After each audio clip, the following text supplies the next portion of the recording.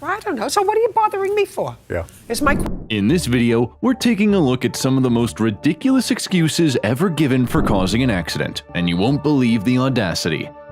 This first case is a fender bender involving a car accident where the daughter, one of the defendants, claims that her mother, the second defendant, is not at fault. The defendants are being questioned by Judge Judy about the details of the accident. You still didn't tell me how the accident happened. We're not questioning this witness. Okay. Because you claim that your mother was not at fault. Yes, ma'am. Is that right? Right. Well, then I want you to stand back there now. Judge Judy starts by questioning the defendants about where they were going when the accident happened. The daughter takes the stand, and Judge Judy immediately starts grilling her about the details of the accident. Judge Judy wants to know where they were going, where they live, and why they were meeting up at the mother's work once a month, while the daughter explains everything. Coming home from where? My mom was at work. And where were you? I was at work with her. Do you work together? No, ma'am. So you had gone to her place of business? Yes, ma'am. To pick her up? No. She was driving? Yes, ma'am. Do you do that often, meet her at work to drive home? Yes, ma'am. Then, the real confusion comes when both sides try to explain how the accident happened and where they were turning at the moment. Judge Judy seems a little bit confused as to how the accident happened despite the explanations of both sides. They can't seem to figure out which direction exactly they were all going when the accident occurred. Trying to figure out is a reason for the defendant to change lanes to make a left turn. Yes? We lived just off M, and we were on J. So we were turning. So there's a reason for you to turn left. Yes. Judge Judy is still not satisfied with the explanation she got, but she is determined to get to the truth. The defendant's explanation was that they were in front of the plaintiff when the accident happened. So now it is unclear to Judge Judy how could this accident happen if they were in front. Were you in front of her or behind her? In front. You were in front of her. Yes. So now I want you to explain to me how you had an accident if you were in front of her. As the case continued, Judge Judy seemed to put some of the pieces together as she couldn't get the defendant to answer the simple question, how could the accident happen if the plaintiff was behind you? The defendant clearly couldn't get a straight answer and explain well what happened, but it was clear that Judge Judy wasn't going to let anyone off the hook as she told the plaintiffs to stay quiet and don't interrupt until she gets to the bottom of this. People don't understand how if she was behind you. Right. I don't understand how the accident happened. I have a picture, Your Honor, of the... What part of be quiet don't you understand? In this case of Judge Judy, we have a classic case of he said, she said when it comes to determining who is at fault for an automobile accident. Ms. Stewart, an Uber driver, and Mr. Gonzalez, a school dad, both claim that the other is responsible for the accident that occurred on March 21, 2016 at 7:30 a.m. Stuart, am I correct? You drive an Uber? Yes. You're an Uber driver for a living. And there's an automobile accident that's the subject of this case. Each of you claim that the other is responsible for the automobile accident. Yes.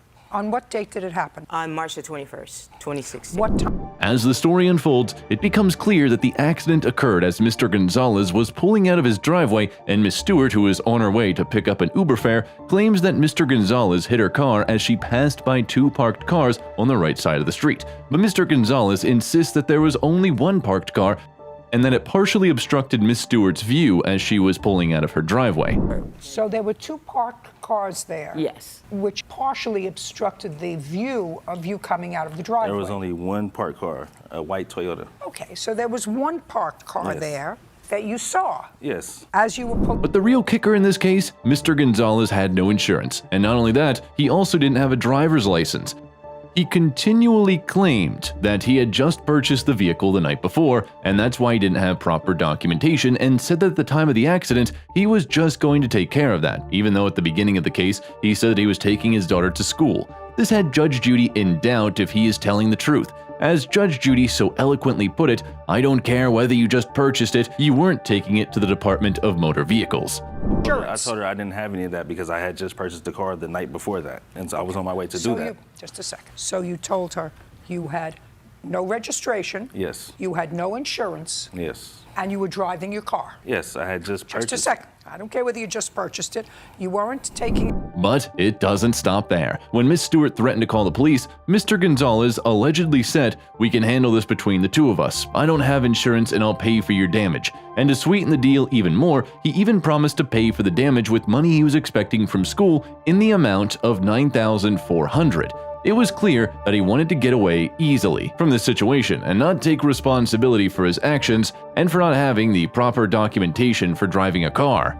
Something like, we can handle this between the two of us. I don't have insurance and I'll pay for your damage. Yes, I did. Not only did he say that, he said that he was expecting some money from school in the amount of like $9,400 and that he promised to pay for my damage. And in this case, Mr. Gonzalez was caught in his own web of lies, and Judge Judy was there to set him straight with her no-nonsense attitude. And even though Mr. Gonzalez tried to sweeten the deal with the promise of money, Judge Judy was not fooled, as she said that it's a good thing he doesn't have a car anymore, because clearly he is not taking things seriously and shouldn't drive one. You have a driver's license now? No, I don't. I don't even. Can I see an estimate? I don't even have a car no more. Just a second. Good. That's a good thing. This case is a dispute between the plaintiffs who brought their motorcycle to a mechanic repair shop and the defendant, the mechanic, who worked on their motorcycle. The plaintiffs wanted to get their motorcycle fixed fast, so they didn't think twice about bringing the motorcycle to this mechanic. When the bike was first brought into you, there was no direction as to what was to be done with the bike? Yes, there was. And what was that? We were to install switches, wiring. Who bought the parts? The customers brought most of the parts in. When Mr. Sepulveda first brought the bike over, the mechanic told him that he would install switches, wiring, and other parts that Mr. Sepulveda had brought with him. Mr. Sepulveda, being the trusting soul that he was, didn't ask for an estimate or any details about what the labor would cost. He just handed over his bike and hoped for the best. Judge Judy was not amused by this, as she said, "Then why are you bothering me with this?" when he didn't ask for an estimate price for the repairs. Okay. He did not give me an estimate at that time. Did you ask him for one? No. Why not? Good question. I don't know why not. Because I trusted him.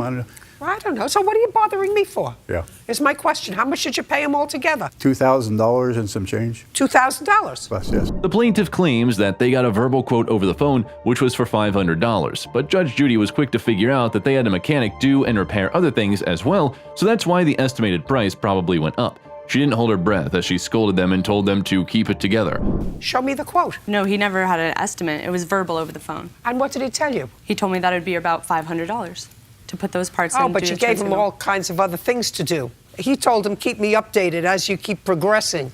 Listen, you gotta... But the story doesn't end there. When the plaintiffs picked up their bikes from the mechanic, a few moments after they started driving it, it apparently stopped working. Because according to the mechanic, the battery went dead. Judge Judy couldn't believe the ridiculousness of the situation. She didn't care about the excuse the mechanic was saying that the battery was dead, because he had the motorcycle with him for a month and it still didn't work after that. Understand this. You had the car for a month, and after they drove the car that you had for a month, it stopped running after 15 miles. The battery went dead. I don't care what went dead. It stopped running. It's an old bike, Your Honor. Had more issues, more problems.